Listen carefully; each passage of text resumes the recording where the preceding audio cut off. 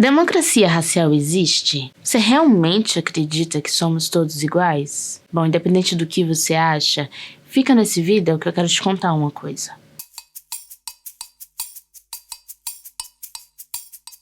Já ouviu falar do Gilberto Freire? Então, ele é era um estudioso famoso brasileiro que escreveu o livro Casagrande e Senzala. Nesse livro, ele de certa forma não, muitas formas, romantiza a relação interracial e floreia de maneira que a gente fique na dúvida se realmente não foi, como ele chama, algo muito mais sociável e muito menos violento, a história da escravidão no Brasil. E comparativamente com os Estados Unidos, sempre se manteve essa ideia, tanto dos historiadores como dos sociólogos brasileiros, de que aqui no Brasil foi mais ameno. Não foi tão violento assim, não foi tão traumático assim. Mas essa é uma estratégia de genocídio. Porque quando se esconde a verdade sobre uma história, sobre a parte considerável da população, você também esconde as rasuras que tem nessa história. E o fato de a escravidão no Brasil ter sido algo extremamente violento e traumático,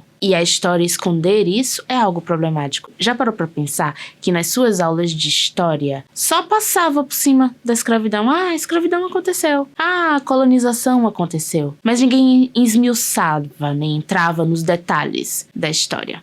Eu em outro vídeo, já falei sobre o Projeto Quirino, mas recomendo novamente, que discute justamente sobre essa parte da história do Brasil e traz a verdade à tona. Porque se questione, se a gente não sabe como essa relação foi truculenta de fato, a gente realmente acredita que somos democraticamente todos iguais. Então, como eu havia falado em outro vídeo sobre a branquitude, a manutenção desses privilégios também implica você não falar sobre o assunto, como ele realmente foi. E o que acontece? Não se assume a responsabilidade sobre o que foi isso na nossa história, sobre essa mancha na nossa história. E o que faremos como estratégia de reparação? Aí vem com o discurso da meritocracia, de que se você trabalhar muito, se você estudar muito, você consegue se equiparar economicamente, e mantém a discussão apenas no viés econômico. Não, a desigualdade de classe existe, mas a desigualdade racial não existe. Só que os números estão associados à raça. Só presta atenção um pouquinho e olha os dados do IBGE se for necessário. Então, recapitulando, a democracia racial não existe, porque ela foi inventada para esconder a real história do que foi a escravidão no Brasil e o processo de colonização.